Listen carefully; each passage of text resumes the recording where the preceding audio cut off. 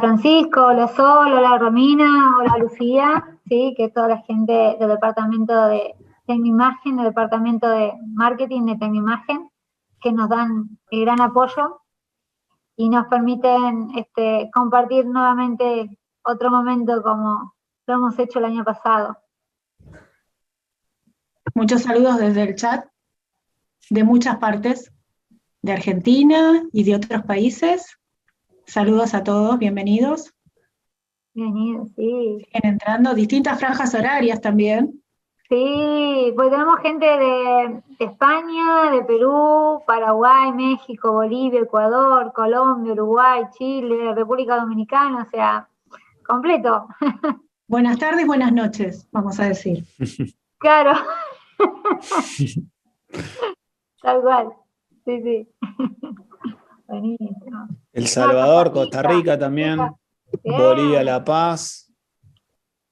Bien, siguen entrando, así que esperemos un ratito más. Sí. Y también he visto a varios conocidos, a varios amigos, colegas, ¿sí? A nuestro gran amigo Horacio Cámpora lo vi por ahí. Sí, gracias Horacio por estar. Horacio, ¿hace También. frío en Mercedes? Debe estar comiendo salamín con queso, seguro. También está conectado desde Estados Unidos un kinesiólogo, Ariel Garnero, también un saludo grande para él. Bien, Ariel, perdón, fueron llegando tan de golpe que fuiste mi profe en biofísica, uy, qué horror. ¿Quién? A ver. No diga la edad. No, por favor, porque me sacan bastante. Mirá. No.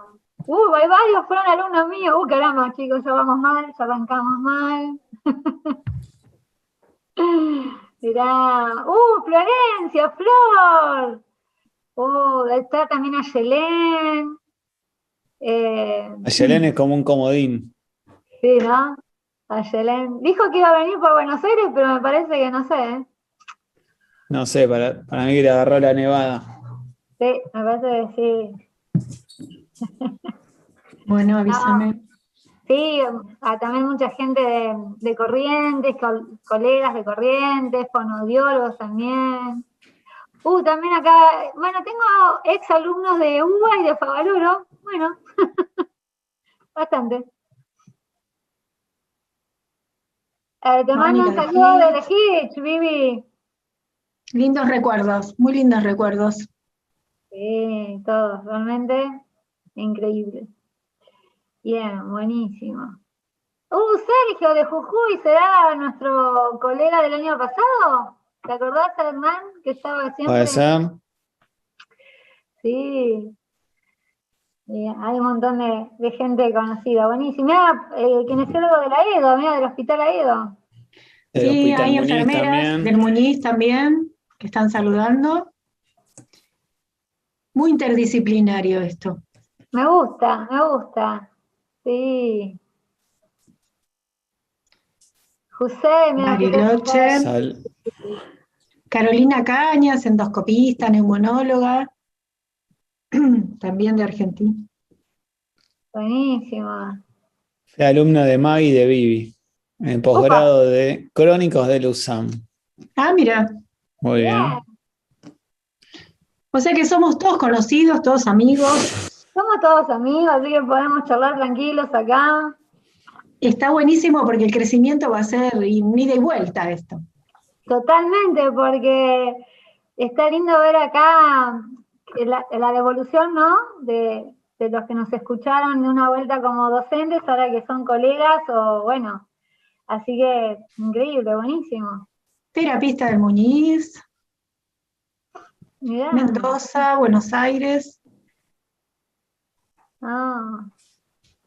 Me encanta que haya muchos, perdón, Vivi, que decía que hay muchas profesiones, enfermeros, fonoaudiólogos, neumonólogos, me encanta, realmente, buenísimo. Hasta hay un cirujano torácico infantil, muy bien, de Tucumán. Bien. Interesante. Veterinarios también, buenísimo. No, me encanta. Que nosotros, Vivi, ¿te acordás que siempre quisimos hablar con la parte de crónicos, la parte de esto de animales, para trabajar con estos pacientes crónicos, con la parte de Sí, quino, sumar a la terapia sí, y aportarle. Sí. ¿Sí? Bueno, Vi, si querés presentar el Bueno, curso, estamos... seguramente seguirá sumándose gente, pero ante todo agradecerles a los que se suman año tras año a nuestras propuestas. La idea en este curso era hacer un ida y vuelta, siempre aprender y seguir aportando desde las distintas especialidades. Así que el agradecimiento a ustedes, a los que están del otro lado, seguro. Un agradecimiento a Maggie, que nuevamente nos invita a seguir estudiando, a seguirnos capacitando y entrar en estos desafíos año tras año. A todo el equipo de docentes que los van a ir conociendo a lo largo de las distintas charlas y que realmente son profesionales que tienen muchísimo para aportar y para que todos podamos aprender. A Tecnoimagen, que nuevamente pone su confianza en nosotros para hacer el curso. Y contarles que este curso, este año, es de 6 meses, que son 6 unidades, que cada unidad tiene un área temática, no, van a ser encuentros cada 15 días, y en cada encuentro puede haber una clase, 2 clases, 3 clases, y mucho interactivo, muchos casos clínicos. Y lo dejé para el último porque este año creo que el curso tiene la frutilla del postre. La verdad es que es un orgullo poder compartir una plataforma y un curso con el doctor Duré. Para quien lo conoce, es Tito Duré, es el jefe de la unidad de endoscopía del Hospital Muñiz de Buenos Aires. Y la verdad es que me parece que este curso va a sumar toda su experiencia, nos va a desafiar con los casos clínicos, nos va a sacar de nuestro lugar de confort, de lo que dicen los libros y plantearnos situaciones que seguramente van a ser situaciones con las que nos vamos a encontrar en nuestra práctica diaria, así que va a estar buenísimo que sumemos la experiencia de él y que podamos discutir desde las distintas áreas todo este manejo integral de la vía aérea que en esta época está en boca de todos. Todos saben lo que es un traqueostomizado, todos saben lo que es un respirador, el que no sabe lo escuchó, y el paciente que tiene algún familiar que tuvo contacto con terapia intensiva empieza a preguntar de las secuelas, de cuándo le sacan la tráqueo, cómo lo rehabilito, y la verdad me parece que está bueno que trabajemos sobre eso y unamos fuerzas para que la vía aérea no sea un cuco, sino sea una forma de trabajar en conjunto. Comenzamos, si querés, Maggie. Hoy somos muy diversos, de distintas especialidades. Les va a aparecer ahora en pantalla, si les parece, una pregunta para ver más o menos con qué antigüedad somos profesionales, para tener una idea si somos recién recibidos, si trabajamos hace bastante. Años de antigüedad en la profesión que ustedes tengan, así nos sirve como estadística y sabemos quiénes somos. Para quien no conozca la modalidad de anteriores cursos, en general hacemos alguna pregunta general al comienzo de las charlas. No tiene ningún sentido de calificación, solo es para conocernos y para que ustedes evalúen cuál es el nivel con el que empiezan el curso, y al final de la charla volvemos a hacer la misma pregunta, con el objetivo de saber si tenían el concepto claro, si ese concepto era erróneo y tenemos que modificarlo, o si realmente no teníamos ni idea, no lo entendimos en la charla, y la bibliografía que nos aporten después los docentes nos va a servir para ampliar el tema. Esta es la encuesta general. El 43% tiene menos de 5 años de antigüedad y un 3% más de 30 años. Así que siempre podemos seguir aprendiendo. Las charlas de hoy son básicas, son para unificar conceptos, son para recordar estructuras anatómicas que después van a ser mencionadas a lo largo de todo el curso. Ponernos en conocimiento o refrescar o tener conceptos claros sobre fisiología y hablar de intubación básica. En la charla que viene, dentro de esta unidad, tendremos casos clínicos de intubación dificultosa. Así que, Magdalena, toda la plataforma es tuya. ¿Toda mía? Sí. Está bien. Lo que quería explicar primero es que la asistencia del curso, ¿sí?, es por la entrada del mail de ustedes, ¿sí? Porque en una de las preguntas fue si que es normal que están en una guardia, estén con una computadora y estén varios viendo la presentación, porque bueno, estamos trabajando, ¿no? Pero si pueden entrar por lo menos por el teléfono una vez para que así le tomen la asistencia, ¿sí? Porque la asistencia va a ser con el mail de ustedes. Sería lo único, que entren una vez con el celu o al mail y a la plataforma y ya está. Y después siguen mirándola por la misma compu, ¿sí? Más que nada para eso, ¿sí? Así están tranquilos. Muy bien, entonces vamos a compartir. Bueno, no sé por dónde quieren que hagan las preguntas, si por preguntas y respuestas o por el chat, para que nos organicemos. Le pedimos por favor que las preguntas referentes del tema que hablemos sea donde dice preguntas y respuestas, por favor, y el chat, bueno, para la parte más de nosotros ¿cómo es? Comunicativo más que nada. Así que bueno, vamos a compartir. Muy bien. Ahí estamos. Bueno, ahí estamos. Bueno, acá tenemos los dos directores del curso.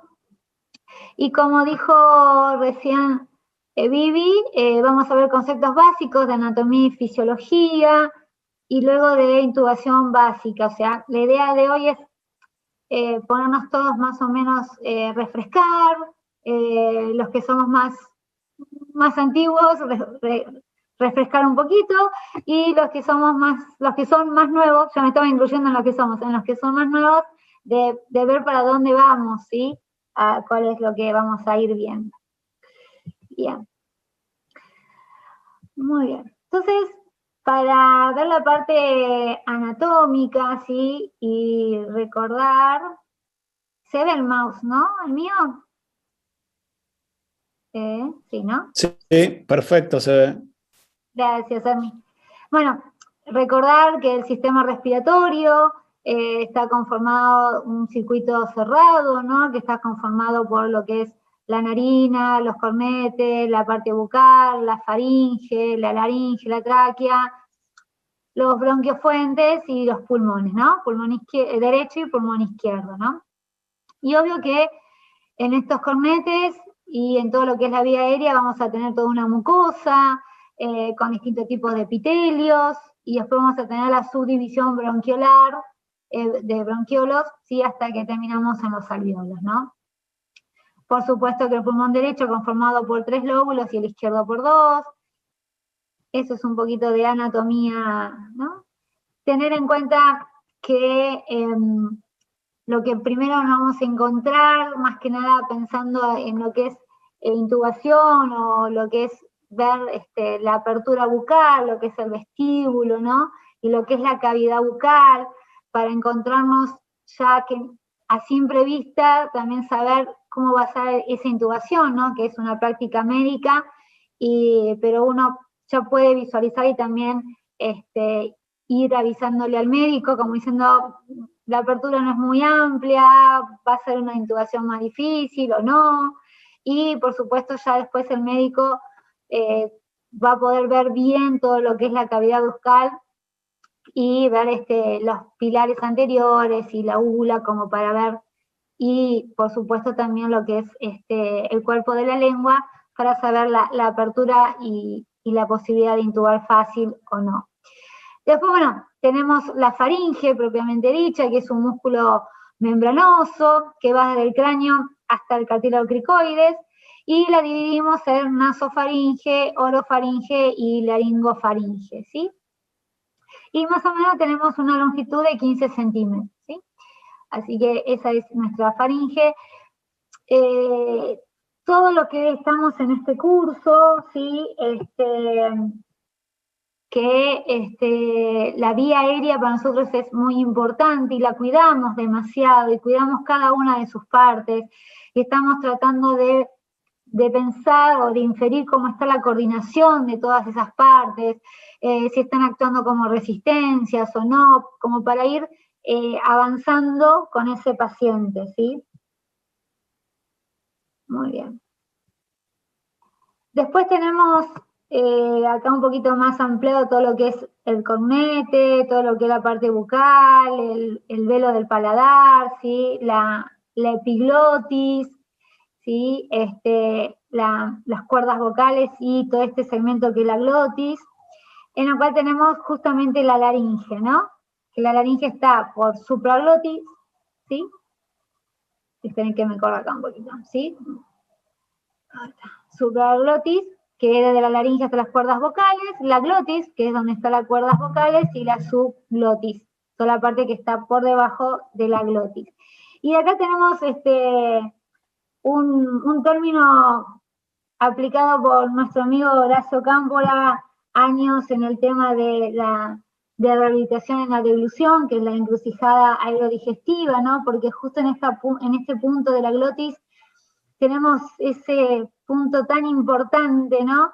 Que Horacio en todo este tiempo nos ha enseñado y estamos viendo constantemente, ¿no? Lo que es esto de la coordinación entre el cierre de las cuerdas vocales y la glotis con el pasaje de la saliva y el pasaje del aire, o sea, es la coordinación de esos músculos es muy importante para nuestro paciente y para poder evaluarlo, ¿sí?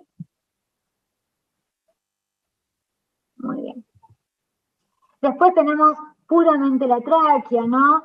Que estamos hablando de pacientes adultos nosotros, en la cual tenemos una longitud media entre 10 a 13 centímetros de longitud. Tenemos un cartílago, ¿sí? De cricoides hasta la carina, toda la parte anterior, ¿sí? Es cartílago, y en la parte posterior tenemos el esófago, entonces tenemos un músculo liso, que muchas veces van a ver que en las clases posteriores a estas, o mejor en las clases que vamos a ver, puede estar lesionado la cara posterior o la cara anterior o las dos de la tráquea y generarse distintos tipos de resistencias para la ventilación del paciente, tanto espontáneo o no, y también para ver distintas técnicas de poder solucionar ese impedimento. Y lo importante es que en el adulto la tráquea está ubicada oblicua y hacia abajo y hacia atrás, ¿sí? Y acá, bueno, acá tenemos la carina, ¿sí? La división, ¿sí? Para justo de los dos bronquios. Muy bien. Y bueno, bien, antes voy a ver un poquito para atrás, porque ahora estoy entendiendo el mensaje que me estaban dando por el chat a mí. ¿Podemos poner las dos preguntitas para la votación? Sol, por favor. Para que así los asistentes... Ahí está. Primero, la primera pregunta es, ¿existe diferencia entre ventilar y respirar? Van a cliquear en alguno de los dos, ¿sí?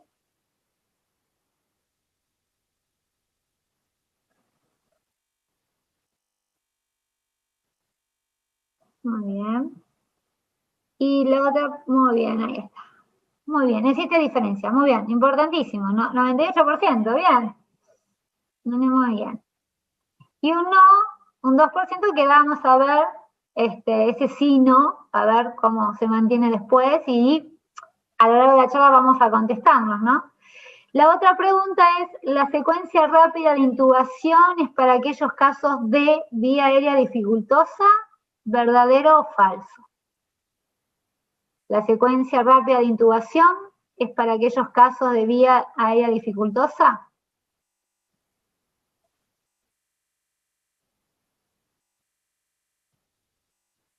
Muy bien.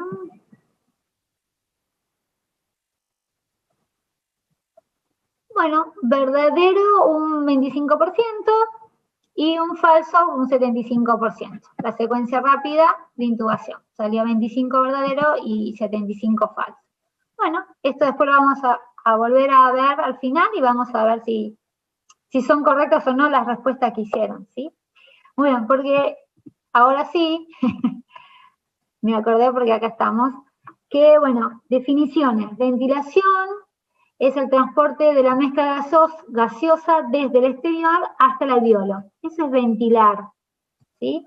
Por eso el ventilador de terapia intensiva es un ventilador, no un respirador, porque transporta mezcla gaseosa, le da esa mezcla gaseosa al paciente. O nosotros en este momento estamos ventilando la mezcla gaseosa que esté en la habitación que estemos. Difusión es el movimiento del oxígeno, el dióxido de carbono, a través de la membrana alveolo capilar, ¿sí? Espacio muy importante para el intercambio, ¿no? Y circulación es el transporte del oxígeno, hacia los tejidos para su utilización y del dióxido de carbono para su eliminación de los tejidos, ¿no? Y luego respiración la respiración se produce bien a nivel de las mitocondrias, es a nivel celular, bien a nivel del citoplasma, ¿sí? Entonces nosotros en este momento estamos ventilando, porque estamos introduciendo una mezcla gaseosa, y por supuesto que vamos a hacer una difusión, ese oxígeno va a circular por el torrente sanguíneo, y finalmente a nivel de las mitocondrias se va a realizar la respiración, ¿sí? Pero bueno, a veces son términos que a veces uno los podemos confundir o lo hablamos como decimos, patrón respiratorio, patrón ventilatorio. En realidad nosotros estamos evaluando un patrón ventilatorio que analiza uno clínicamente. El patrón respiratorio estaría más pensándolo de última si uno dice a nivel mitocondrial. O sea, son términos que capaz lo vamos usando y a veces nos puede ocasionar algún inconveniente en términos. Bueno, la ventilación pulmonar, como dijimos, es el movimiento del fluido gaseoso. Como todo fluido va de mayor presión a menor presión. Y si estamos hablando, primero queremos entender la ventilación espontánea, o sea, que va a ser trabajada a través de una bomba, ese movimiento de la mezcla gaseosa. Y para que exista una bomba tiene que haber, por lo tanto, una válvula de entrada y salida y un reservorio, ¿sí? Como acá dice, la ventilación espontánea está dada por la presión que realiza principalmente el diafragma, que va a ser nuestro músculo principal respiratorio, inspiratorio, y la válvula va a ser justamente la glotis, ¿sí? Donde están las cuerdas vocales y la epiglotis. Y todo lo que es la reserva, ¿sí? Es toda la parte de la faringe y laringe, ¿sí? Y ahí tenemos la bomba respiratoria. Por eso cuando hablamos de bomba respiratoria estamos pensando de todo lo que es la faringe, la laringe, ¿sí? Y todo lo que es parrilla costal, los pulmones y también la parte diafragmática. O sea que cuando hablamos de bomba respiratoria estamos incluyendo muchos términos o muchos componentes. Muy bien.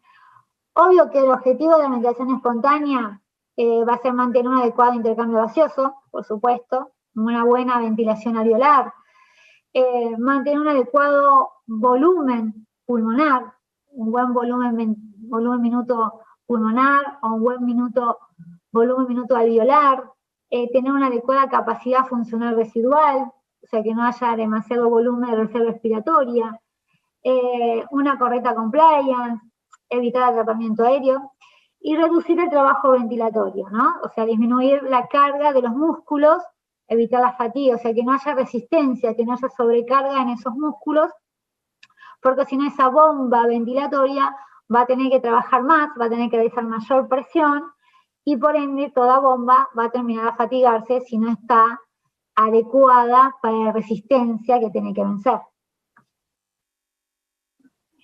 Entonces vamos a tener que hay una generación, hay una diferencia de presión que va a ser principalmente diafragmática y va a generar una diferencia de presión, movimiento de gas que va hacia los alvéolos y viceversa, y ese movimiento de gas, esa mezcla gaseosa tiene que estar acondicionada. Es muy importante que el paciente y que nosotros mismos tengamos una mezcla de gas bien acondicionada. Eso significa tener una humedad absoluta de 33 a 44 miligramos por litro, una humedad relativa de 100% y una temperatura de 34 a 41 grados centígrados, ¿sí? Ahora acá en Buenos Aires, en este momento está haciendo 8 grados, ¿sí?, centígrados, no sé la humedad relativa, pero ya está un poquito fresco para mi sistema respiratorio. Si estuviera afuera, va a tener que acondicionarlo, va a gastar agua, va a gastar energía para poder calentar y darle la humedad absoluta y ese vapor de agua que necesitamos. Es muy importante el acondicionamiento de la mezcla gaseosa, ¿sí? Y por supuesto que el objetivo de la ventilación pulmonar es asegurar un adecuado intercambio gaseoso. Pero para que se haga ese intercambio gaseoso adecuado, tengo que tener la mezcla gaseosa acondicionada y que las estructuras que sean para el intercambio gaseoso, para el calentamiento, el acondicionamiento de la vía aérea sean las adecuadas y no otras en las cuales si no voy a lesionar las vías aéreas inferiores. Acá tenemos un poco más microscópicamente, si vamos, bronquiolo principal, los bronquiolos secundarios, bronquiolo terciario, bueno, esto lo van a ver mucho mejor después más adelante. Terminamos en ese alvéolo, con esa mezcla y con esta membrana alvéolo capilar. Y por supuesto tenemos el axino alveolar, ¿sí?, en la cual tenemos que esos alvéolos van a estar en comunicación con los poros de Kohn y tenemos todo ese intersticio que los engloba también. Y luego tenemos, todavía si vamos más a la membrana alvéolo capilar, tenemos que tener en cuenta que esos gases que nosotros estamos manejando, el oxígeno principalmente, ¿no?, cuando estamos suplementando oxígeno al paciente o estamos evaluando esa presión arterial de oxígeno que hay, tenemos que estar pensando en estas leyes, ¿no? La ley de Fick, en la cual la velocidad de difusión de un gas va a ser igual, va a depender del área funcional de esa membrana, del espesor que tenga esa membrana y la diferencia de presión de esos gases. Y la constante difusión, esa ley de Graham, va a estar en relación a la solubilidad y al peso molecular del gas. También pensemos que podemos trabajar también con otros tipos de gases, que también ahí vamos a tener que tener en cuenta la solubilidad de ese gas para ver las competencias con el oxígeno. Acá tenemos también que tener en cuenta cuando no solo de intercambio, no solo de cómo se mueve ese flujo, cómo se mueve esa mezcla gaseosa, sino también dónde hay flujo laminar y flujo turbulento, que es muy importante saberlo, dónde está lo normal, ¿sí? Si sabemos que a nivel de la tráquea tenemos un flujo turbulento, un flujo rápido, no necesito intercambio gaseoso, o sea que ahí la idea es que sea un transportador, y luego sí vamos a tener en los bronquiolos y a nivel alveolar, sí, un flujo laminar, ¿sí?, un flujo de baja velocidad, que me va a permitir tener tiempo para hacer ese intercambio gaseoso, porque si no nuestros gases van a estar chocando entre sí y no se va a generar tiempo para el intercambio gaseoso. Y acá está simplemente el área total que tiene, por ejemplo, cada una de las partes, ¿sí? Pero es muy importante porque nosotros podemos encontrar lesiones a nivel de tráquea o a nivel de bronquiolos que me va a generar mayor flujo turbulento, y ahí vamos a tener que, se va a tener que hablar con el neumonólogo, con el endoscopista y ver qué es lo que está pasando, por qué hay tanto flujo turbulento, o por qué hay tal lesión. Bueno, pero primero tenemos que saber qué encontrar ante la auscultación, los ruidos fisiológicos, ¿no?, anatómicos, normales. Y bueno, tenemos que pensar que ese pulmón que estamos viendo, ¿no?, esos conductos, esa membrana, esos alvéolos, ese pulmón está contenido dentro de una caja torácica. Esa caja torácica tiene costillas, tiene articulaciones, tiene cartílago, tiene esternón, tiene músculos.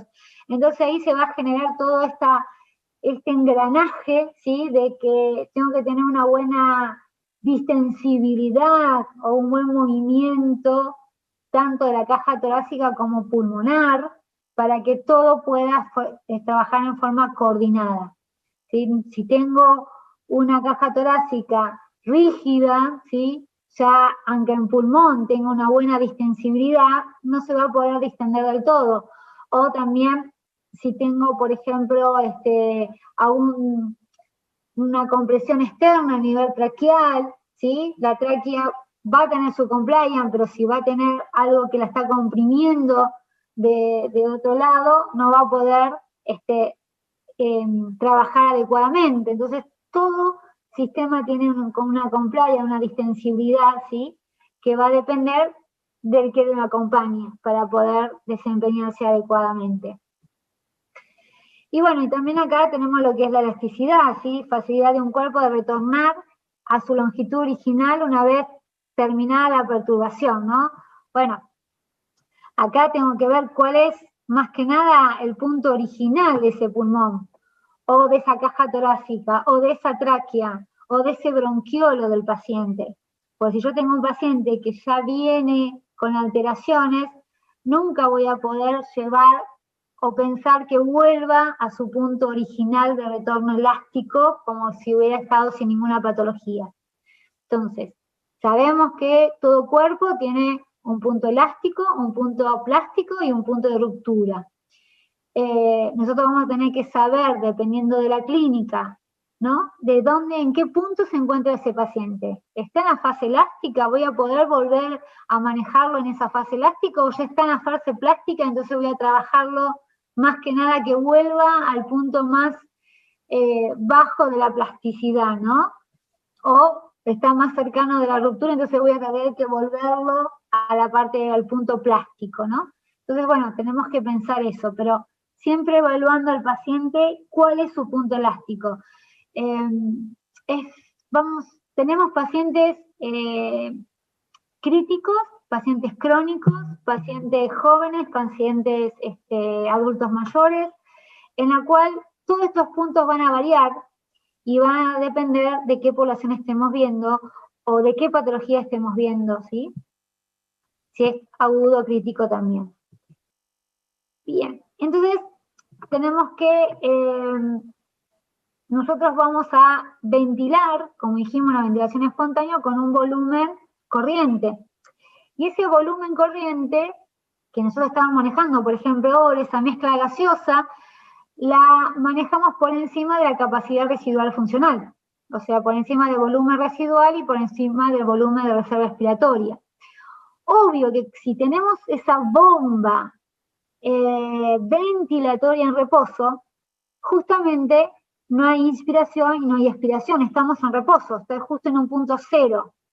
Por lo tanto, no hay esfuerzo muscular, ¿sí? Entonces también, a veces cuando evaluamos a un paciente, lo evaluamos con su movimiento ventilatorio y a veces le pedimos una fase de reposo, una fase de apnea, para ver cómo está su capacidad residual funcional en ese momento de apnea, cómo está esa bomba en reposo, o si llega al reposo, ¿sí? Porque a veces tiene tanto trabajo ventilatorio que no llega a lograr ese reposo, de no inspiración y no expiración, ¿sí? Sabemos que lo normal o lo fisiológico que sea un tiempo inspiratorio y 3 tiempos expiratorios, ¿no?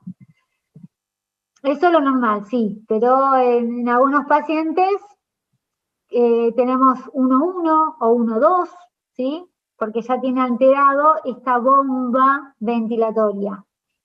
Ya va a tener alterada su capacidad residual funcional. Entonces tenemos que ir evaluándolo a ese paciente. Y bueno, cuando nosotros realizamos el famoso, creo que todos lo hemos hecho, bueno, seguro, trabajar en una botella o en un frasco con con un sorbete, ¿no? Dividirlo y trabajar con globos y poder trabajar ahora con algo elástico que podamos hacer el trabajo del diafragma, ¿sí? Como vemos que cuando el diafragma está relajado no hay ventilación, ¿sí? O está el volumen de reserva nada más, el volumen residual, y cuando realizamos el trabajo inspiratorio, ¿sí? Ahí sí vamos a insuflar a ese pulmón porque está introduciendo la mezcla gaseosa. Y ahí empieza a jugar lo que es empujar o tirar, ¿sí? Y bueno, y ahí trabaja esta ecuación que la traemos acá, la ecuación de movimiento, en la cual está relacionada a las presiones que vamos a trabajar, que puede ser la presión muscular de uno mismo, el trabajo muscular diafragmático, o si además agregamos un ventilador, ¿sí? Una fuente que genere una ayuda mecánica. Entonces ahí vamos a trabajar que esa presión, ¿sí? Que tiene que vencer, ¿sí? La elastancia por el volumen más la resistencia por el flujo, ¿sí? Lo tenemos que tener en cuenta, esa elastancia o esa compliance que tenga el pulmón y la caja torácica, el volumen que yo quiero manejar o que queremos que maneje el paciente, y qué resistencias tiene que vencer esa presión para poder mantener un volumen constante. Y las resistencias pueden ser en todo lo que es la vía aérea.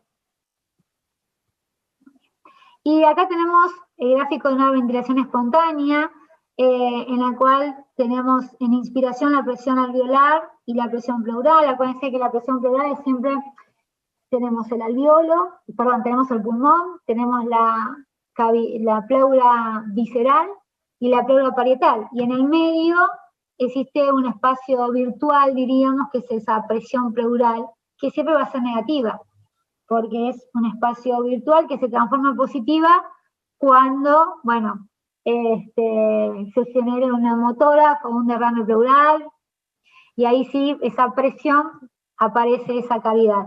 Pero si no, siempre va a ser negativa. Y fíjense que en la inspiración, la presión alveolar es negativa, por supuesto, está actuando el diafragma. En la expiración se va a hacer positiva la cavidad pulmonar para poder exhalar, y así sucesivamente. Y la presión pleural va a ser más negativa durante la inspiración y un poco menos negativa en la expiración, pero siempre se encuentra debajo del punto cero. ¿Sí? Y acá también tenemos que tener en cuenta los tiempos inspiratorios y tiempo expiratorio. Y es muy importante saber la ventilación espontánea del paciente cuando uno capaz lo quiere ventilar, le quiere colocar un complemento, un suministro de presión, pero ¿cuál es el tiempo inspiratorio del paciente? ¿Cuánto es el tiempo expiratorio del paciente? Porque yo puedo generar como terapeuta, capaz, yo digo, no, tiene que tener 3 tiempos de inspiración en la expiración. Y no, capaz él manejaba 1-1 habitualmente. Entonces es muy importante poder evaluar una buena semiología, qué patrón tiene ese paciente en espontáneo. Bueno, acá lo mismo en inspiración y en expiración, pero bueno, en la primera parte analizamos la inspiración, en la cual vemos que cuando comienza a haber el flujo inspiratorio, comienza a trabajar la presión diafragmática, ¿no? Y eso lo evaluamos más que nada con un balón esofágico, ¿sí? Esa presión esofágica que también se va a hacer negativa. Y a medida que, fíjense que voy teniendo el pico máximo del tiempo inspiratorio, es el punto máximo de la deflexión diafragmática o deflexión esofágica, ¿sí? Lo más negativo. Y luego comienza la expiración, ¿no? Que es, como sabemos, la expiración es la relajación del músculo diafragmático, y si quiero puedo hacerla activa en cuanto trabajo además los músculos abdominales para hacer largar más aire o más mezcla gaseosa y poder exhalar el volumen de reserva expiratoria además.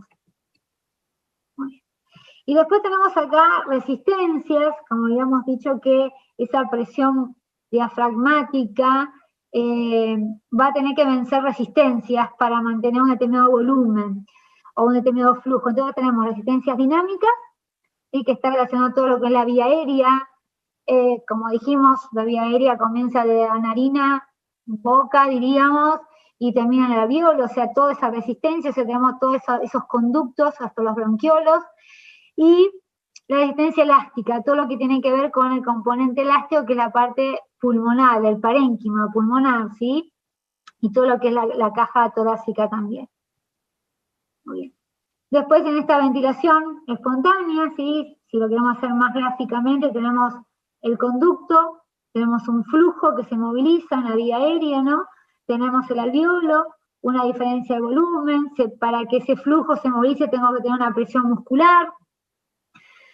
Voy a tener, por un lado, que esa presión muscular va a estar en relación a la presión resistiva, que está dado por el flujo y por la resistencia, y también esa presión muscular va a estar en relación a la presión elástica o reactancia elástica, que es la diferencia de volumen por la elasticidad, ¿sí? Elastancia o sobre la compliance.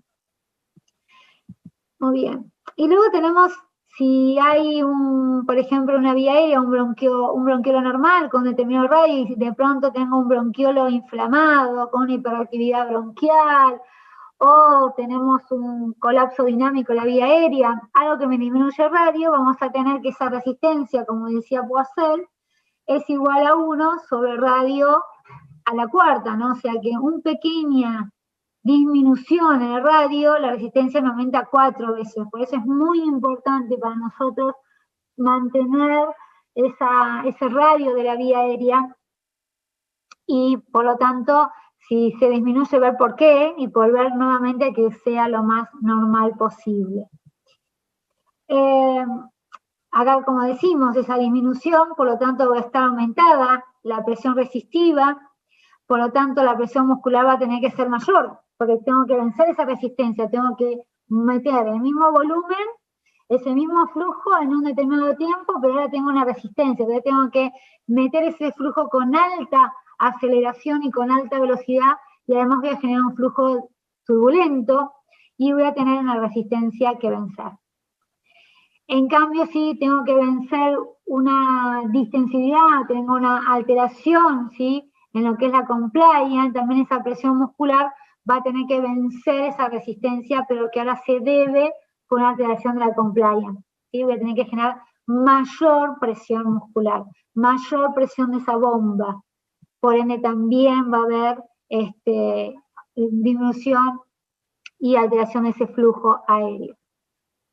Después tenemos relación, por lo tanto, de la compliance, ¿sí?, del volumen y de la presión, que a medida que esa compliance se va modificando, ¿sí?, voy a tener que generar mayor presión para poder mantener el mismo volumen, ¿sí?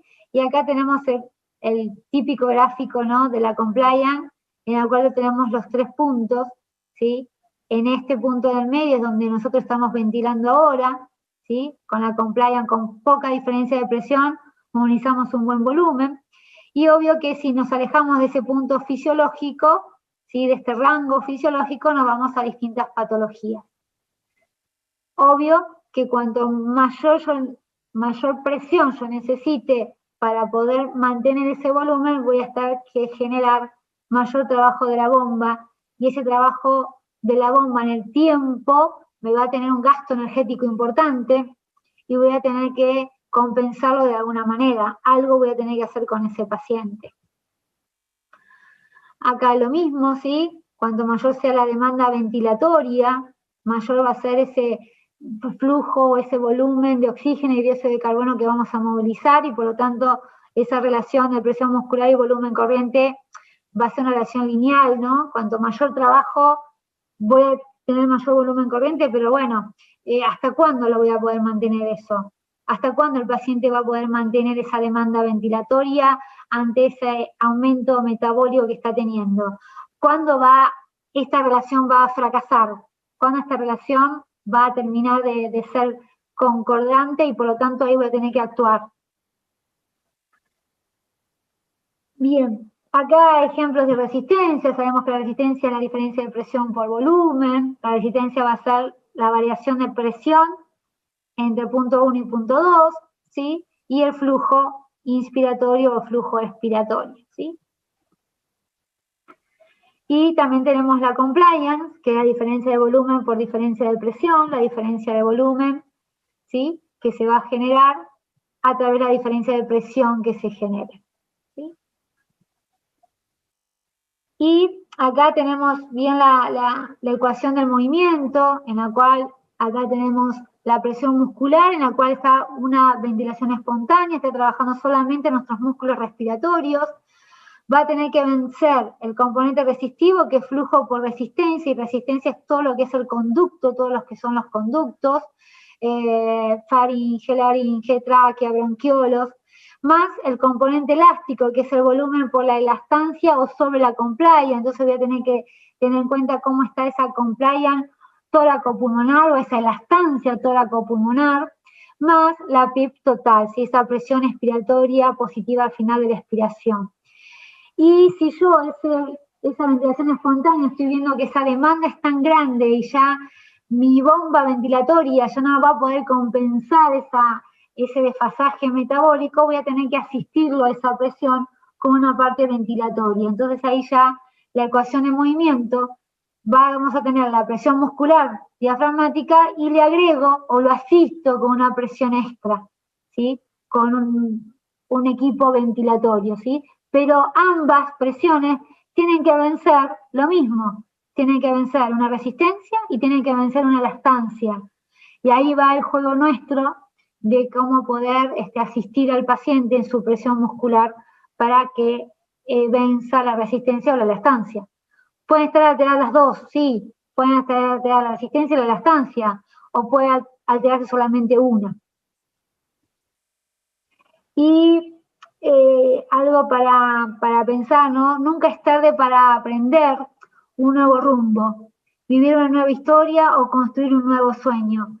Esta es la idea nuestra cuando pensamos estos cursos, como bien decía Vivi al inicio, lo recreativo es poder aprender, ¿sí?, de las historias de cada uno, ¿sí? Eso es lo más importante. Cada uno va a tener su historia, cada uno va a tener sus historias con el paciente y va a tener distintas historias de tratamiento y de resultantes de esos tratamientos, ¿no? Y siempre construir un nuevo sueño, eso es lo más importante, me parece. Siempre avanzar hacia algo nuevo, nunca quedarnos con lo que ya sabemos. Bien, no sé si Vivi está o quieres hacer una pregunta, no sé, Hernán. ¿Cómo querés que avancemos? No, por ahí tomarnos 5 minutos o 10 minutos para algunas preguntas y después quizás la presentación de Vivi. No sé qué les parece. Bueno, sí. ¿Dejo de compartir o...? Sí. Si quieren hacer alguna pregunta... Maggie, en el chat, valor normal que debemos considerar de compliance. Bueno, tema ese. Ese valor normal de una ventilación espontánea.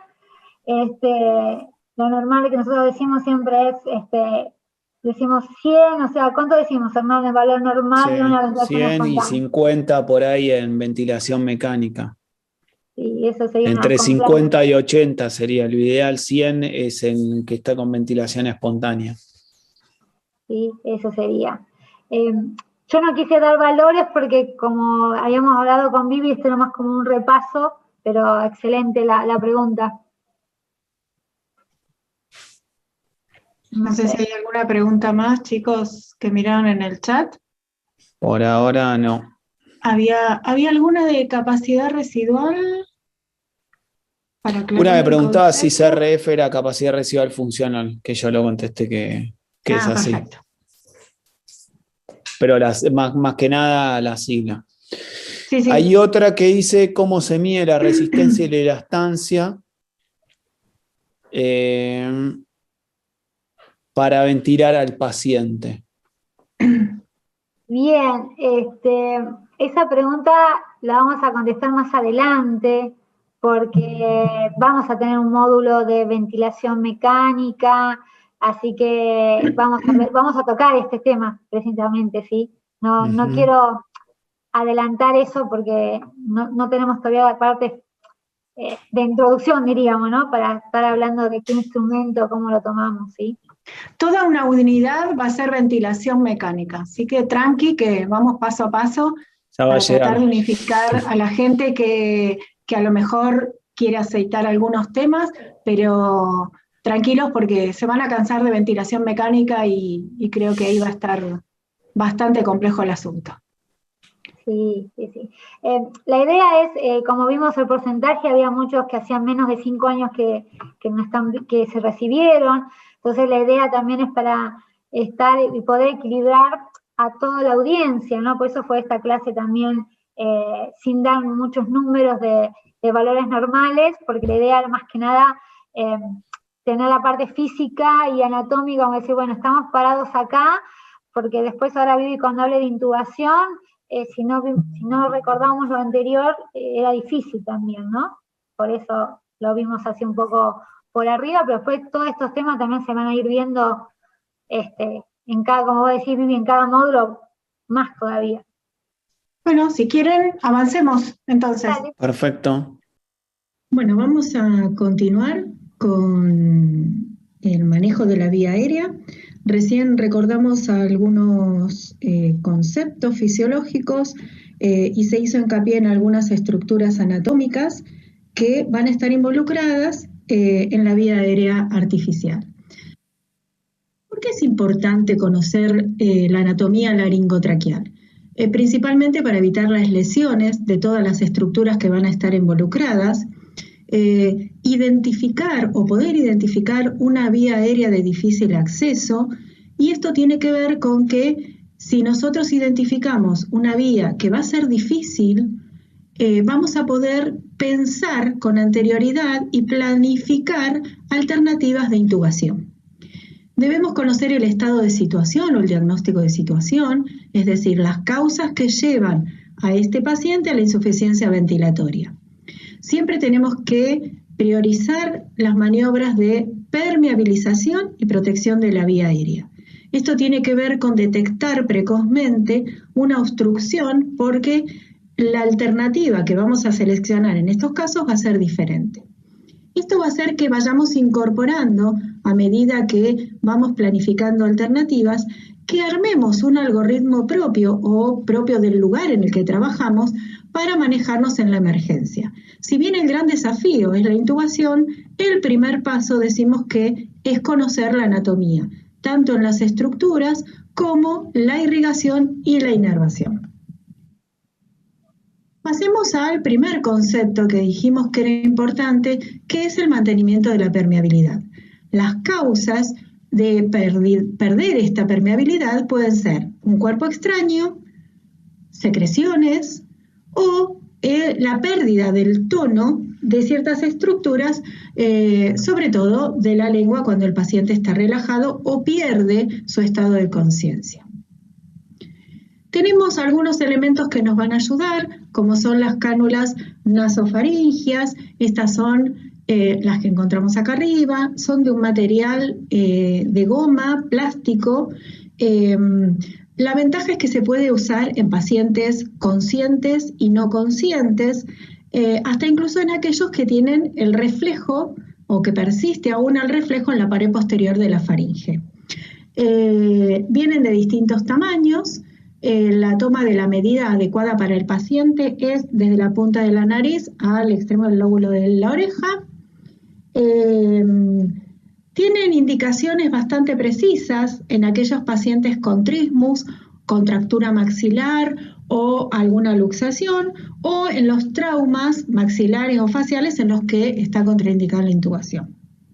La contraindicación es puntualmente la fractura de cráneo y las coagulopatías. Otro tipo de cánula que podemos usar es la orofaringe, a lo mejor es más conocida, o cánula de Guedel, o cánula de Mayo, según el lugar. Estas cánulas son de un material semirrígido, curvo, en un tamaño que viene entre 6 y 10 centímetros. Lo que impide es que la lengua y todos los músculos faringios ocluyan la vía aérea. La toma de la medida más adecuada para este paciente es entre el lóbulo de la oreja y la comisura labial. Se va a colocar posicionando el extremo distal hacia el paladar y haciendo un giro de 160 grados. ¿Qué pasa si nosotros elegimos una medida que no es la adecuada para el paciente? Podemos provocar laringoespasmo, podemos estimular el reflejo nauseoso, provocar alguna lesión en lengua o mantener la oclusión en esta vía aérea, producto de la cánula. Cuando hablamos de permeabilidad, a lo mejor la maniobra frente-mentón es la que nos explican cuando empezamos a estudiar. Partiendo de una posición neutra, debemos elevar el mentón y traccionar hacia atrás la frente. En casos en los que no se pueda hacer movilidad cervical, debemos usar la maniobra de tracción mandibular. ¿Cuál es el objetivo de la permeabilidad en la vía aérea o la protección de la vía aérea? Principalmente la oxigenación y la ventilación. Si bien uno debe seguir las secuencias de una cánula nasal, y acá hacemos la salvedad, que si estamos en pandemia, debemos colocar como protección en una cánula nasal un barbijo para prevenir la aerosolización. Vamos a usar una máscara con reservorio, las tenemos acá arriba, y podemos utilizar una máscara, una bolsa, teniendo el cuidado de que debemos usar un filtro. Para utilizar una máscara facial debemos hacer un adecuado sellamiento nasobucal y además hacer una adecuada tracción mandibular con cierta extensión del cuello. Vuelvo a recalcar que debemos hacer protección tanto del personal que está trabajando con el paciente como para todo el que se encuentra en el ambiente. Algunos dispositivos que podemos encontrar en nuestra sala de emergencia y que van a ayudar a que mantengamos la ventilación y la oxigenación del paciente son las máscaras laringias. La máscara laringia tiene la particularidad de que no necesitamos un laringoscopio, no necesitamos observar la vía aérea para colocarla, vienen de distintas medidas, dependiendo del peso del paciente, se coloca en forma manual y la posición en la que se va a ubicar el balón es la hipofaringe por detrás de la laringe con el cierre de la apertura glótica. Si bien estas máscaras sirven para una ventilación, esta debe ser por periodos cortos, después se debe cambiar por un tubo en caso de que sea necesario. No evita la broncoaspiración del paciente debido a que no se hace un cierre completo, por lo cual tienen indicaciones específicas. Periodos cortos de intubación, no protege la vía aérea, pero sí sirve en emergencia para hacer una ventilación adecuada. ¿Qué otro dispositivo podemos contar? Con el Fast Trax. Es similar a la máscara laringia en cuanto a la posición y la ubicación del paciente, que no requiere observar la vía aérea, y en este caso se realiza una extensión de la cabeza del paciente muy suave con un movimiento de palanca y se constata que uno está en la vía aérea con pequeñas insuflaciones conectando el codo bolsa.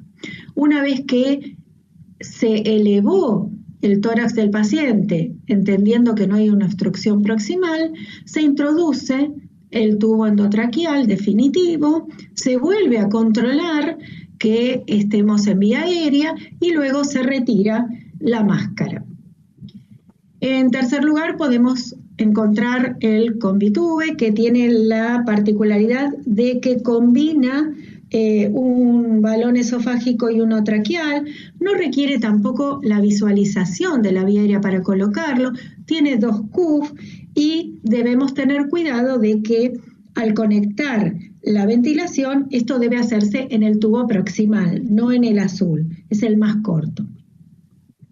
Ahora, si queremos subir un escalón más y esta intubación va a ser guiada con una fibra óptica, podemos adoptar estas cánulas, que es una cánula de guama, que combina la rigidez y la forma de una cánula de Mayo, una cánula de Gödel, y que cuando uno la coloca puede sacar esta tapita que encontramos acá y por este canal se introduce el tubo endotraqueal que tiene enhebrado la fibra óptica. Cuando vamos a intubar un paciente, una intubación básica, dijimos que tenemos que evaluar el terreno o tenemos que evaluar la característica de esta vía aérea. Tenemos distintas formas, la más fácil es la apertura bucal, debe ser mayor a 2 centímetros entre ambos incisivos para que esta vía aérea sea fácil, si se quiere decir, o con un diámetro menor, una vía aérea dificultosa. En el caso de que tengamos un cuello corto, la distancia entre el esternón y el mentón no va a ser mayor de 11 centímetros. Tenemos algunas escalas en las que mide la distancia ptiromentoniana, que debe ser mayor a 6 centímetros. Debemos evaluar la movilidad del cuello, sobre todo porque en una intubación con laringoscopio debemos hacer una hiperextensión y eso hará que ante una inmovilidad del cuello, sea patológica o sea preventiva para futuras lesiones, cambiaremos la estrategia de intubación. Debemos evaluar la presencia de cicatrices, de lesiones en pacientes añosos por cifosis o cifoescoliosis o rectificaciones de columna o traumatismos. No debemos olvidar que la clasificación de Mallampati y los grados de Cormad son importantes, haciendo la apertura de la cavidad bucal y con una laringoscopía directa evaluar las estructuras que podemos observar. Una vía aérea de fácil acceso es aquella en la que vemos la glotis completa, las cuerdas vocales y el espacio glótico. A medida que empezamos a no poder ver estructuras, la vía aérea se va a hacer más dificultosa en la intubación. Es de difícil acceso cuando solo vemos la epiglotis y casi imposible acceso por el método de laringoscopía cuando no vemos tampoco la epiglotis. Hay muchas escalas que uno puede adoptar, no solo Mallampati 3 y 4 que suma un valor de 5, sino que el paciente tenga antecedentes de apnea obstructiva del sueño, que la movilidad cervical, como dijimos, esté disminuida, que la apertura oral sea menor a 3, que el paciente esté en coma, con lo cual las estructuras van a estar más hipotónicas, que la hipoxemia ya sea severa o que el intubador no sea no solo un anestesista, sino que no sea un profesional que esté capacitado en una vía aérea dificultosa. ¿Cuándo intubamos en forma nasal al paciente? ¿Es viable la intubación nasal? Es viable, requiere de cierto entrenamiento y de algunos cuidados especiales en las distintas estructuras por las que va a pasar el tubo. Debemos recordar que la nariz tiene una parte ósea y una parte cartilaginosa, con lo cual en este caso es mucho más importante la elección del tamaño del tubo. Debemos tener en cuenta que debido a que la lámina cribiforme es el techo de la fosa nasal, en fracturas de base de cráneo está contraindicada tanto la sonda de aspiración o la sonda nasogástrica y también, con mucha más razón, el tubo orofaringio. Debemos cuidar la irrigación, sobre todo en los cornetes, porque las lesiones por la arteria fenopalatina pueden generar una complicación importante. Y recordar que cuando el tubo está en forma prolongada en la cavidad nasal, puede generar sinusitis por obstrucción. Debemos colocar, además de tener cuidado con el tamaño del tubo, anestésicos locales, lidocaína, muy buena lubricación, y la maniobra es el desplazamiento hacia atrás contra el piso de la cavidad nasal y teniendo el cuidado de ubicar el bisel paralelo al septum. Vimos anteriormente que repasamos las estructuras anatómicas a tener en cuenta. En la intubación oral había que considerar no solo el vestíbulo, sino también la cavidad oral. En la intubación, lo importante de la cavidad oral es evaluar la arcada dentaria, el paladar duro y el blando, remover las piezas dentarias móviles, las prótesis, para evitar aspiraciones, evaluar el tamaño de la lengua y posibles lesiones y evaluar los pilares. Dentro de los pilares, a fines de la intubación, interesan las amígdalas, muchas veces amígdalas que están muy inflamadas, más de lo normal, genera que la punta del laringoscopio genere hematomas o sangrados que van a hacer más dificultosa la intubación. Recordar indicadores de intubación dificultosa en la intubación oral, en la cavidad oral, la macroglosia, los relajantes musculares que generan hipotonía generalizada y evaluar el estado de conciencia del paciente. Pasamos a la intubación con dispositivos con óptica. Esta intubación la podemos hacer con laringoscopios ópticos, con videolaringoscopios. En el mercado hay muchas opciones, a veces no accesibles a todos los lugares, pero es interesante que los conozcamos y que, si tenemos posibilidad, nos entrenemos con muñecos o maquetas para aprender a utilizarlos. Arriba tenemos un laringoscopio óptico, el ojo del operador se acerca a esta zona, con lo cual debemos evitar o debemos estar bien protegidos por la contaminación con los aerosoles, y por el canal se introduce el tubo endotraqueal. Otros dispositivos que podemos encontrar son los videos laringoscopios, son los indicados en época de pandemia porque estamos alejados de la fuente de aerosoles. Tenemos cámaras externas, tenemos cámaras que se encuentran adosadas al mango de los laringoscopios. Tenemos posibilidad de usar fibra óptica para hacer intubación, y acá tenemos la cánula de guama, endoscopios descartables o endoscopios ya rígidos que nos pueden ayudar a la intubación. Lo más común que encontremos en todas las guardias y que debemos saber manejar son los laringoscopios de visión directa, vuelvo a remarcar, de la protección de la aerosolización, y tenemos de tres tipos: los que son de pala curva o de Macintosh, los que son de pala recta o de Miller, o los que son de pala articulada en el extremo distal o de McCoy. ¿Cuál es la diferencia? En el caso de que tengamos una pala curva, cuando nosotros identificamos la epiglotis, la pala debe ubicarse en la valécula, y en el caso de las rectas se ubica elevando la epiglotis.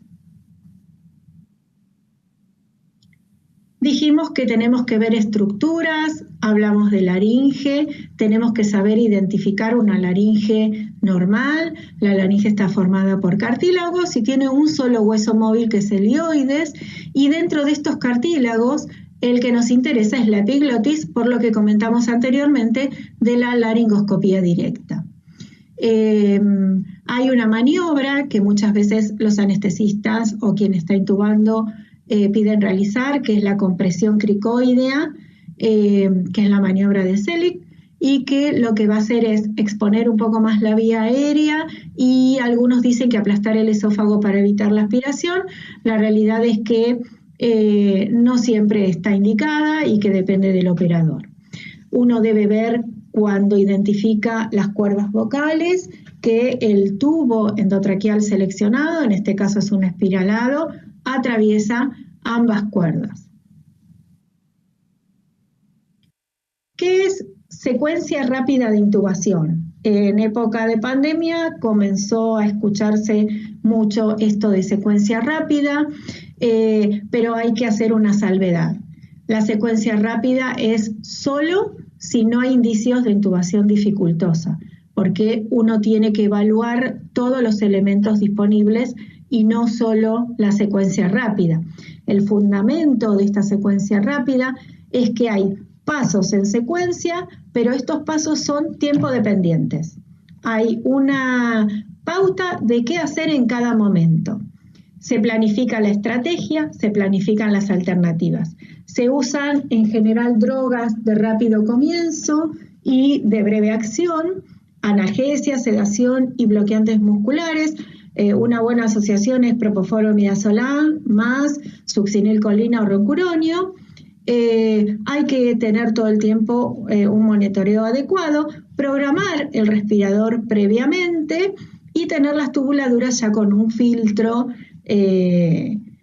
adecuado. La acción de una secuencia rápida es que se evite la tos. Idealmente no debería pasar más de 1 minuto entre que yo aplico las drogas e intubo.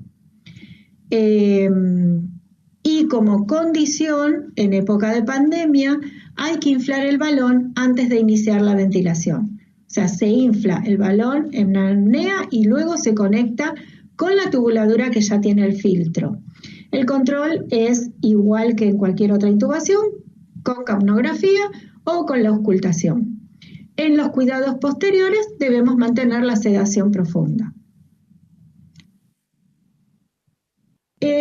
Yo cuando recién hablé de secuencia rápida, dije que habíamos empezado a escuchar o que se había escuchado mucho en época de pandemia. Sin embargo, esto de secuencia de intubación rápida no es nuevo. Este artículo es de antes del año 2000, en el que se compararon dos grupos.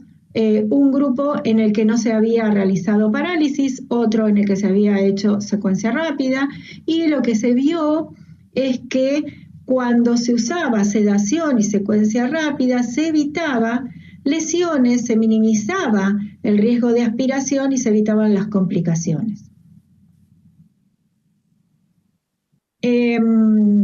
Vamos a tener o tratar de empezar a poner un algoritmo en nuestra cabeza, que cuando hablamos de secuencia rápida vamos a hablar de 7 pasos. Y para que nos acordemos son las 7 P. Vamos a ver los pasos entonces. Primer paso, preparación. ¿Preparación de qué? Preparación del personal, preparación de la función que va a cumplir cada personal, preparación de la medicación. Y acá otra sigla, SOFAME. ¿Qué significa? Muy fácil. S de succión, aspiración, O de oxigenación. Es importante la oxigenación. Ya vamos a tener un apartado especial, pero en este caso utilización de las máscaras y lo que se trata es de ser desnitrogenante. La F es de fármacos. Los fármacos no solo que vamos a hacer sedación, sino los antagonistas. A, de vía aérea dificultosa, lo que dijimos anteriormente, identificar la vía aérea dificultosa. Por eso les dije que cuando hablamos de secuencia rápida, hay un punto en el que tenemos que hacer hincapié si es una vía dificultosa. Si no, la secuencia rápida se frena acá y se empieza con el protocolo de vía aérea dificultosa. M, de monitoreo. Preparar todos los monitores necesarios para empezar la intubación. Y todo el equipamiento que tenga que ver con respirador o de emergencia. Segunda P, preoxigenación. Uso de máscara. ¿Qué máscara? La que yo necesite para lograr un aporte de oxígeno y que esa saturación sea mayor a 90 preferentemente. Cuando hago esta preoxigenación, no hace falta que yo haga presión positiva. Se recomienda en general no hacerla para ver si sin hacer presión positiva logro una saturación adecuada.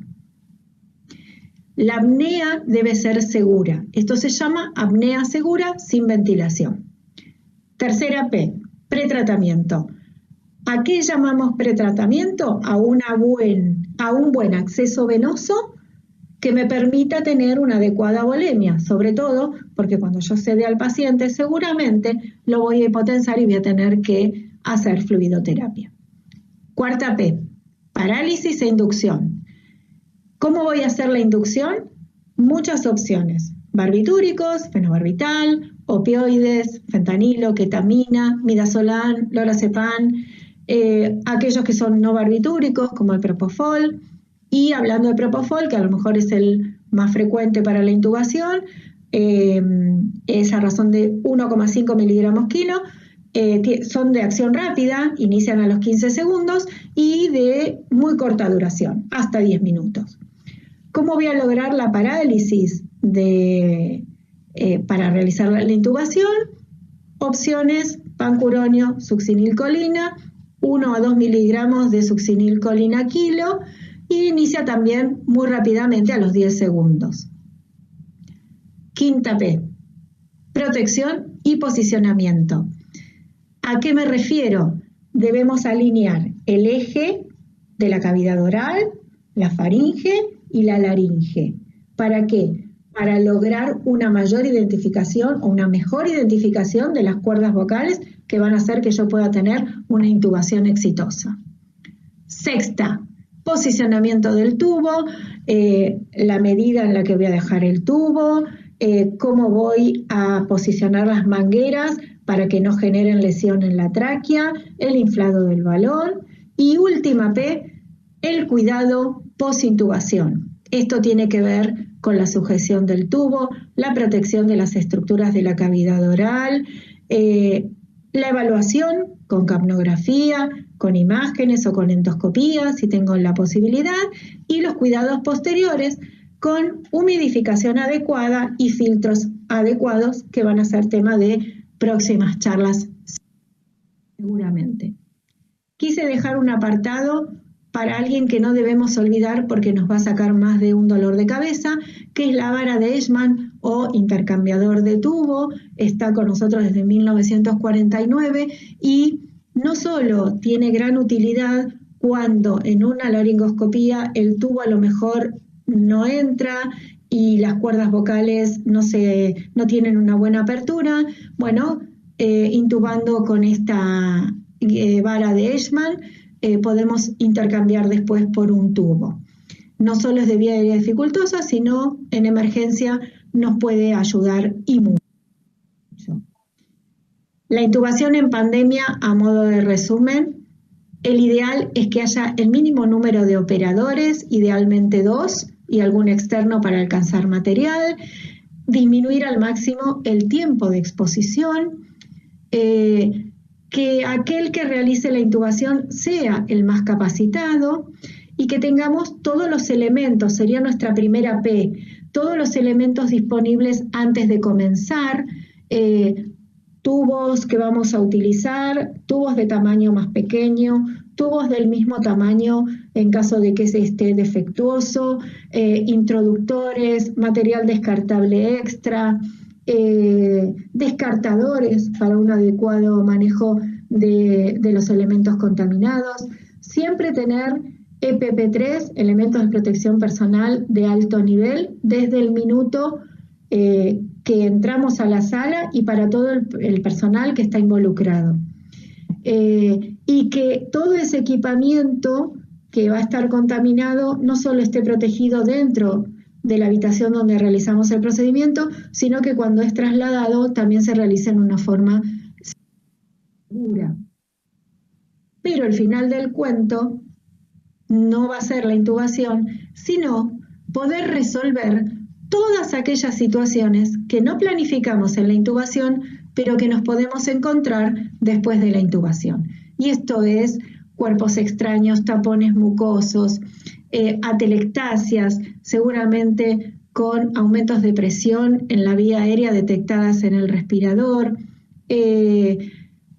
alguna estenosis, alguna fístula por reintubación.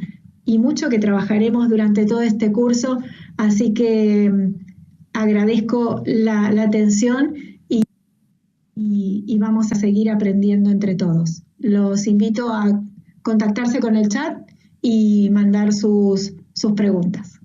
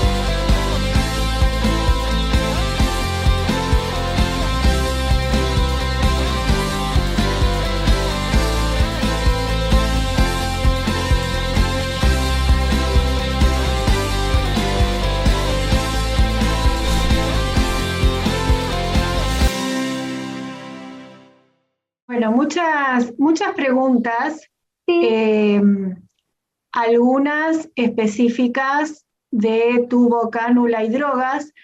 Recuerden que hay drogas que a lo mejor acá no se están utilizando, pero hay gente de otro país que sí, y drogas que no se usaban y en pandemia han resurgido. Entonces se trató de hacer una generalidad. Hay muchos que dicen, si no tengo esto, ¿qué hago? Lo que tengas. Es un pantallazo y cada lugar se va a manejar de acuerdo a las drogas que tenga, a las cánulas que tenga y a los protocolos, tanto de intubación, de secuencia rápida o de vía aérea dificultosa. Con respecto a la pregunta de intubación dificultosa, si es un entrenado y un avesado en intubación, podrá hacer una secuencia rápida. Seguramente, pero si entramos estrictamente en la definición de vía aérea dificultosa, es 3 intentos sin haber logrado intubar por el más apto. Con lo cual, si el paciente abre 1 centímetro la boca, yo tengo el predictor de que puede ser dificultosa, pero igual lo intubo, hice una secuencia rápida. A diferencia de una intubación habitual, esta es extremadamente rápida, relajo al paciente y lo intubo en menos de 1 minuto. Si yo ya hice 3 intentos, ya no es una secuencia rápida. Y si tengo predictores, que no son certificaciones, sino son predictores de intubación dificultosa, yo ya planifiqué en mi algoritmo las otras conductas que voy a tomar para poder intubar al paciente. No sé si querés agregar algo. No, me parece que cuando uno quiere poner el concepto de secuencia rápida es, voy a protocolizar, tener todo preparado, y mi intubación va a ser porque sea entrenado o porque el paciente no tenga dificultad, la voy a tener que hacer en 45 segundos. Digamos, la secuencia rápida es que en 45 segundos tengo que haber resuelto la vía aérea, eso es.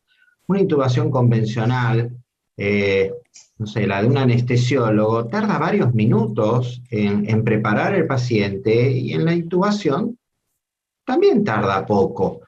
Pero poco, no sé, que si es 1 o 2 minutos, si uno recuerda en quirófano lo que hacen, dejan 2 o 3 minutos al paciente a veces en paro respiratorio, que no es la situación de nosotros en cuando hay hipoxemia. Y por eso fue muy importante que lo que es la oxigenación previo, ese previo tratamiento con oxigenación es muy importante, porque a veces hemos en estas situaciones complejas de COVID, la pandemia, la oxigenación la hemos hecho con alto flujo, pero alto flujo no el alto flujo de las cánulas que se está habituando, sino a flujos altos de oxígeno con una manguera, como para decir que preparamos al paciente. Esa es la secuencia rápida, no hay mucho tiempo para los 2 o 3 intentos. El avisado rápidamente se va a dar cuenta que es una vía difícil y va a tener estrategias. El no avisado es el que le queremos decir que tiene que estar preparado para que al segundo o tercer intento va a tener que buscar un dispositivo. Me parece que es una puerta de entrada a esta charla como para que nos pongamos de acuerdo. Por eso las drogas, quisimos poner la mayoría de las drogas que puede uno utilizar, no es la secuencia rápida tiene 3 drogas y esas son las que tiene que usar, y si no las tiene que exigir, y si no, no hago secuencia rápida. Es algo que deprima al paciente, algo que relaja al paciente y lo energiza, lo que vos tengas para hacer que por lo menos en 45 segundos tengas un paciente con poca respuesta, poca defensa. Entonces estoy claro que pueden decir que un midazolam puede tardar entre 1 y 5 minutos en hacer efecto, y un propofol 15 segundos. Bueno, está bien, podríamos decirle, pero no tenés nada, usar el midazolam, que sabés que al minuto vas a comenzar a tenerlo deprimido, más un relajante, porque podríamos decir la succinilcolina, también lo podríamos utilizar. Bueno, fue el ejemplo, es como una puerta, una patada inicial, es la primera charla, digamos. Esto va a ser mucho más amplio. Así que eso es lo que queríamos poner como primero de secuencia rápida que significa. Algo secuenciado, pautado, en donde el valor agregado es el tiempo, y a partir de ahí yo voy a decir, bueno, tengo que relajar, ¿qué tengo para relajar? ¿Qué es lo más efectivo? ¿Qué es lo más rápido? Tengo que conseguir tal medicación, no la tengo. Bueno, ¿qué es lo que tengo y qué es lo que se acerca al protocolo que me dice que tengo que ser rápido en la intubación? Sí, hay muchas preguntas. Perdón, con respecto a eso, preguntan si en esos 45 segundos que por ahí ustedes quisieron poner a modo ejemplo, ¿se incluye la preoxigenación y la analgesia o sedación, o eso va previo y los 45 segundos son desde que se hace la laringoscopia y se intuba? Es el paro respiratorio. En la primera, antes de las 7P, dice que es el momento que pasa entre que yo aplico la droga e intubo al paciente. Excelente. Sí, los otros son como 5 a 10 minutos, todo lo que es la preparación del material, la elección. Como uno va a estar en la práctica, sería aquel que uno pone la máscara de oxígeno en el paciente y tomó la decisión que lo va a intubar y está pidiéndole que venga el asistente, que será la enfermera, el residente, el kinesiólogo, aquel que lo va a acompañar y que él confía y que sabe las maniobras que va a hacer, y entonces comienza a preparar la oxigenación, los elementos que va a utilizar como dispositivos accesorios si tiene dificultad, va a probar el laringe, todo eso le va a llevar 5 o 10 minutos antes de relajarlo. Entonces, probablemente uno empezará, capaz a pasarle un midazolam, capaz un analgésico, empezará, pero el hecho es el relajante te va a dar el momento del paro respiratorio, y para ahí tendrás que estar preparado, y ahí no tenés más de 45 segundos para poder hacerlo, que es tu primera observación. Bien, perfecto. Hay una pregunta que dice, ¿cuál es el gol estándar a la hora de intubar a un paciente? ¿Laringoscopio directo o video laringoscopio? El que tengas, con el paciente que tengas, porque a lo mejor yo tengo video, no lo sé usar, con lo cual no me va a servir. No es igual intubar, y por eso aclaré que está bueno, si no lo tenemos a la mano, no probarlo por primera vez con un paciente, porque un laringoscopio de pala curva no es lo mismo que un pala recta, un video laringoscopio no es lo mismo que un laringoscopio con óptica. Va a depender de la patología que tiene el paciente y el contexto de pandemia que estoy, y si puedo elegir, seguramente voy a elegir aquel que me aleje de la vía aérea, y va a depender de mi habilidad. Si yo soy endoscopista, seguramente, y tengo más cerca el endoscopio, más que el laringo, voy a agarrar seguramente el endoscopio, voy a poner un mordillo y voy a intubar al paciente y ni me voy a molestar en buscar el laringoscopio. Uno debería tener al menos dos opciones. La que hay en todos lados, que son los laringoscopios comunes, y alguna otra, empezar a entrenarnos por si en el lugar de laburo está, entonces saber usarlo y no tener que esperar a la situación de que no tengo pila, tengo algo de última tecnología y no sé usarlo. Si uno quisiera un estándar alto, seguro que un video laringo es mejor que un video común. Pero lo que estamos tratando de decir es que no es lo mismo mirar en el video que te muestra la laringe en un primer plano, o muy cerca, a lo que nos habituamos cuando uno intuba con un laringo a visión directa, que tenés a 20 centímetros la laringe.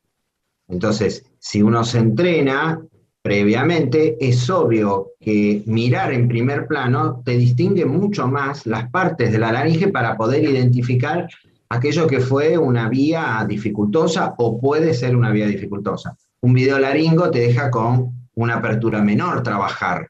Es obvio que si uno dice que el estándar mayor sería un video laringo, estamos hablando que los costos a veces tienen que ver 15 a 20 veces más para poder tener acceso a un video laringo o a un laringo.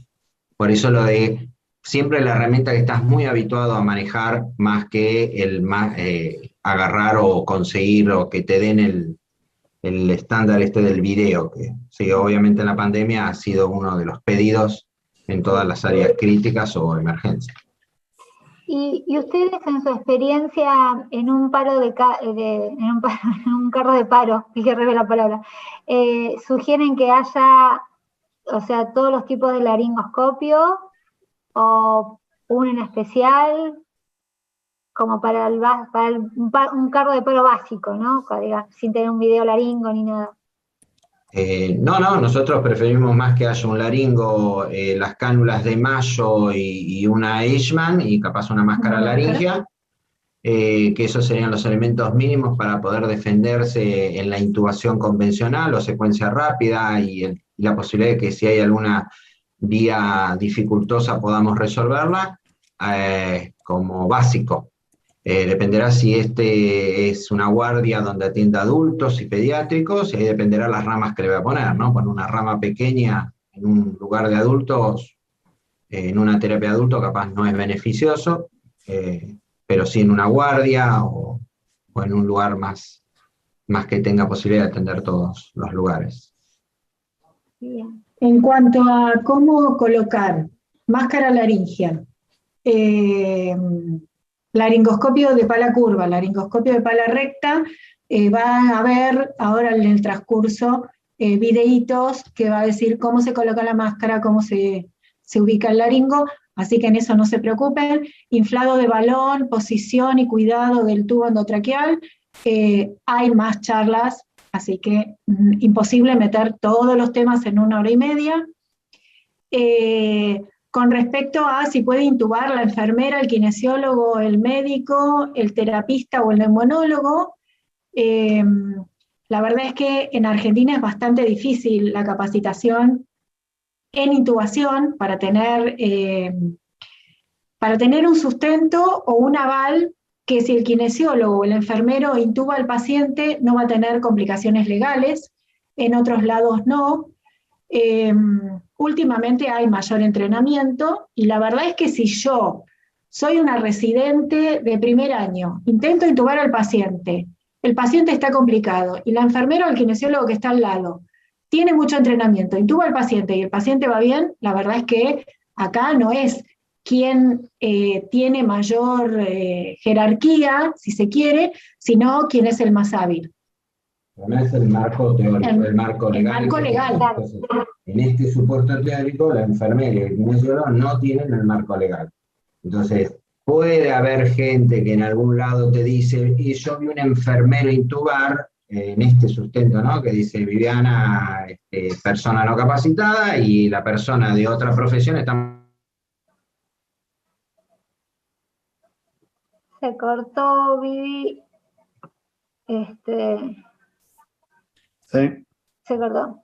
Sí, el tema había salido de esa pregunta porque yo contesté que el kinesiólogo no tiene la incumbencia legal para intubar, ¿sí? Pero acá en Argentina, ¿no? Por lo menos acá en Argentina. Claro, ahí habían aclarado que en El Salvador me parece que los terapeutas respiratorios podían, pero nosotros acá en Argentina el kinesiólogo no tiene esa incumbencia. Sí lo tienen los médicos. Pero... No tiene esa incumbencia y no está amparado o bajo el resguardo de una ley. Claro.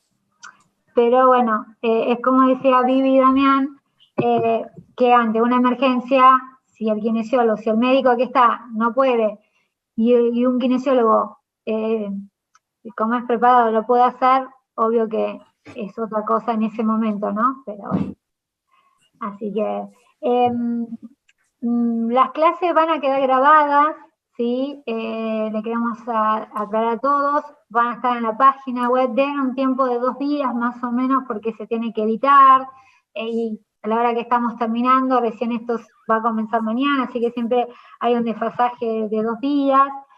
Vamos a mandar bibliografía también que van a tener en la página web. Hubo muchas preguntas de lo que era la compliance, la de la estancia y todo eso. Obvio que le vamos a mandar información y bibliografía, ¿sí? Igual estos temas los vamos a seguir hablando, no es que fue la primera vez y nada más, así que igual le vamos a mandar bibliografía, ¿sí? Y la asistencia, acuérdense que va a ser con el mail que entren, ¿sí? Hubo muchos que por preguntas y respuestas dijeron de que tuvieron problemas al entrar. Ahí avisamos al departamento de marketing digital de Tecnimagen para que tuvieran tomamos los datos de esas personas para que no tengan ese problema cuando volvieran a entrar la próxima vez, ¿sí? Y bueno, la bibliografía se la vamos a mandar de semana a semana, y como dijimos, esto fue una introducción, muchos temas se verán más adelante, y también es para que ustedes vieran para dónde queremos alinear el curso también, ¿no? Mientras tanto, Vivi, que ustedes tuvieron un problema, aclaré esto de que el tema de la incumbencia había salido porque yo contesté que el kinesiólogo no era incumbencia de kinesiólogo, ¿sí? Pero bueno, en otros países el terapeuta respiratorio puede intubar, pero bueno, no acá era el tema. Y bueno, esa fue la aclaración. Bueno, aclararles que la charla la grabé un rato antes y la envié porque tengo 3 hijos adolescentes que están en Zoom, en sus clases, y tenía miedo que se colgara y que no pudiera estar, así que fue solo por eso, porque alguien mencionó que estaba escuchando una charla de alguien que no estaba. Estuve acá, pero tenía ese miedo y no quería dejarlo con la charla a medias, y recién se me colgó, así que, bueno, era por eso, nada más. Sí, siempre es bueno tener un plan B por las dudas, así que sí, siempre vamos a tener las clases grabadas por las dudas de que a alguno le pase algo, más que nada en estos momentos, ¿no? Que estamos usando internet todos a mí. Así que bueno. Bueno, no sé si quieren aclarar algo, ya estamos en hora. Hay un montón de preguntas, pero bueno, hay de colocación de tubo en mayo, o sea, todas de drogas, pero bueno, todo eso lo vamos a ir viendo en las distintas clases, ¿no? Lo bueno de poder tener varios encuentros es que vamos a poder evacuar todo eso. Si esto fuera una jornada o fuera una presentación sola, te quedas con eso, ¿no? De que hay siempre muchas preguntas. Entonces, la posibilidad de haber hecho un curso de estas características nos va a dar la posibilidad de, probablemente en alguna de las charlas, se va a poder evacuar todas estas dudas que van teniendo. Lo importante es, bueno, que ahora empezó este vacío de conocimiento donde vamos a empezar a discutir. Por eso ponemos este primer encuentro. Bien. Listo. Muy bien. Bueno, muchas gracias a todos. Yo me voy despidiendo. Los dejo. Bárbaro, muchas gracias a todos por estar. Nos vemos Saludos. la próxima.